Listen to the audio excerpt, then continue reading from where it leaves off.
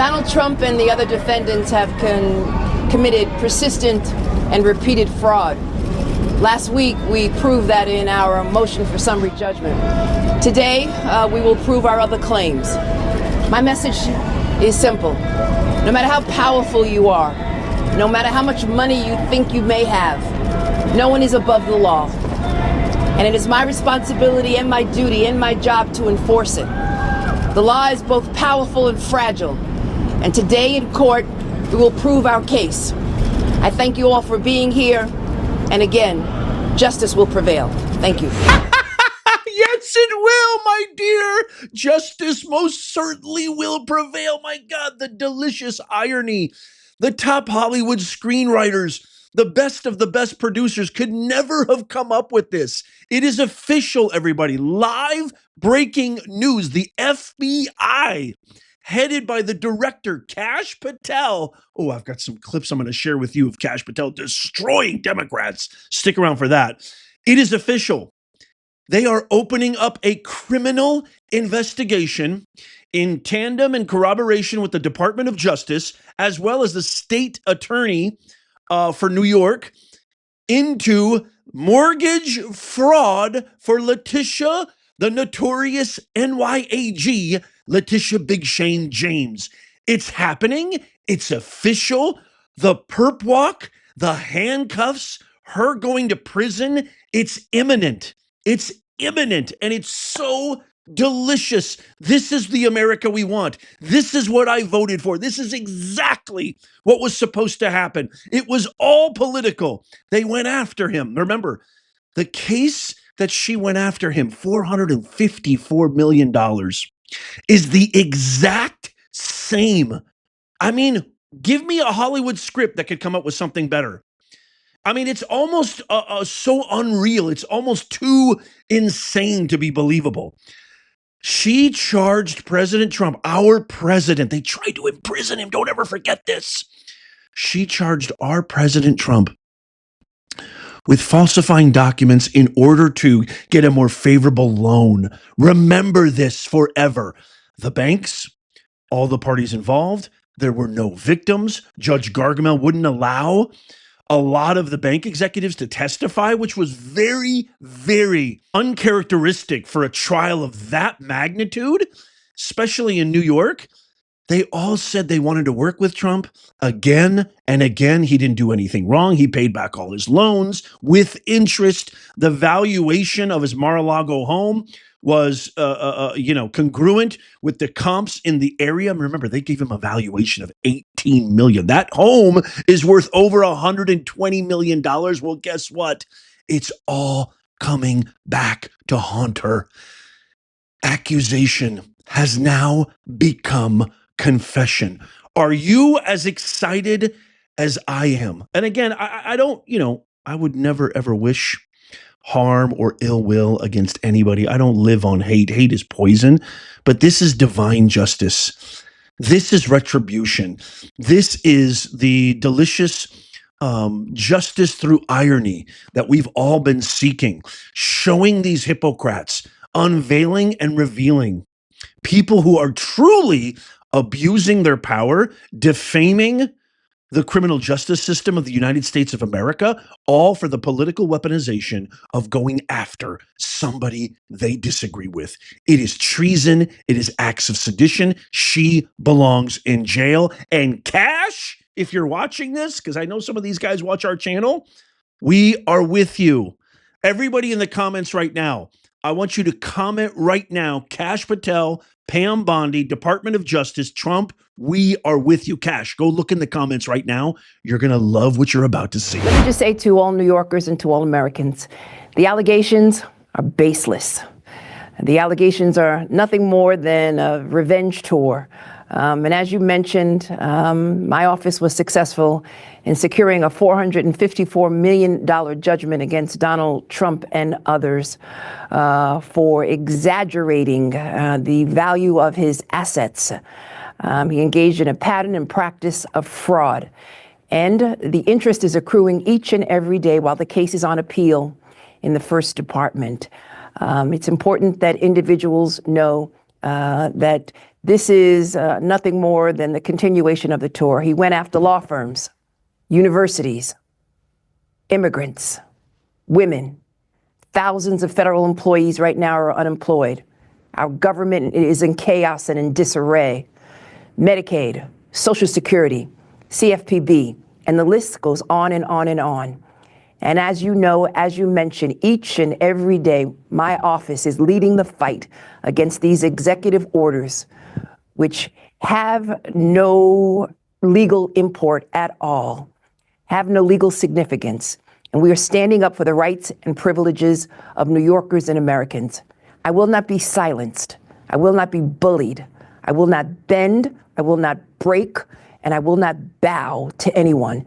No one is above the law, including the President of these United States. Oh, it's so good. It's just, it can't get any better. She's like right out of central casting, like the corrupt, evil, prosecutor, attorney general, a person of power. I mean, you can't write this up any better. It's so, so good. Again, listen to what she says. She wants to protect the people who are laying siege on American citizens in American towns, American cities across our nation. These are criminals.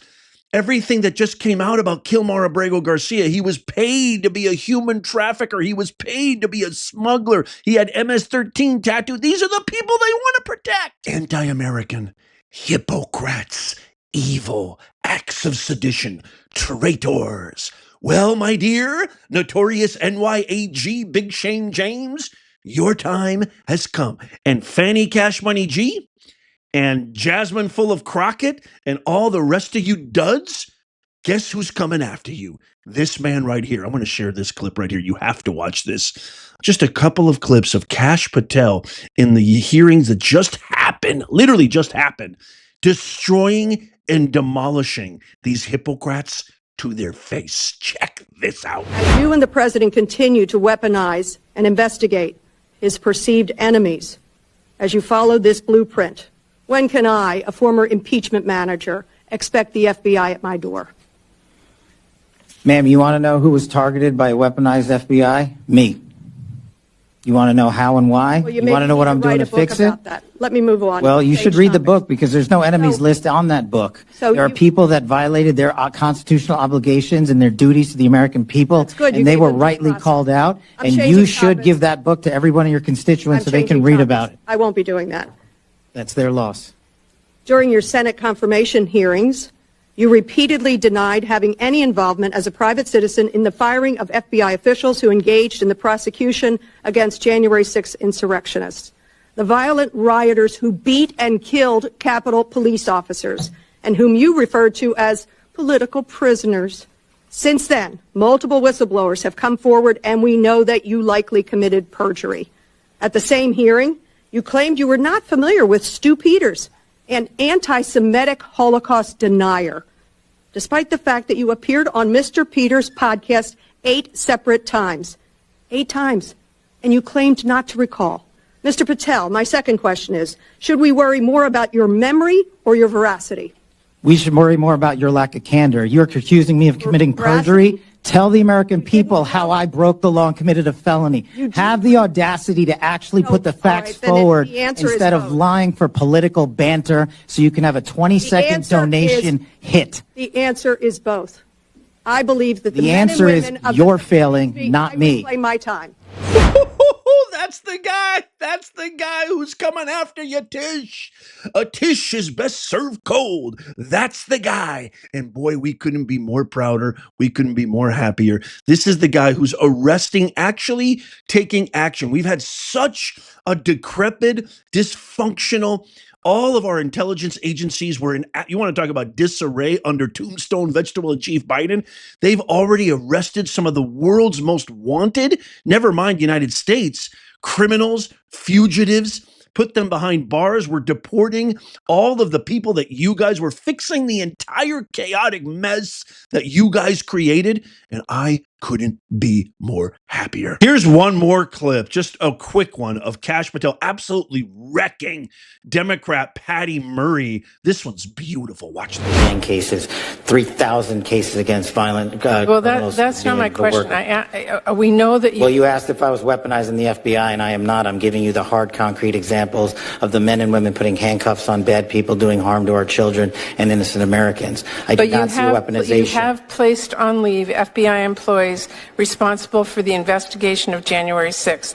That sounds political to me. I have not placed anyone on leave who has not violated their ethical obligation or their oath to the Constitution. So if they were investigating January 6th, you believe they were violating an ethical obligation? Nope. I think the common theme here is you putting words in my mouth, and I'm not going to tolerate it, nor will the men and women of the FBI. Well, you did place on leave an analyst responsible for investigating Russia's meddling in the 2016 election. Is that politicization? Is that retribution?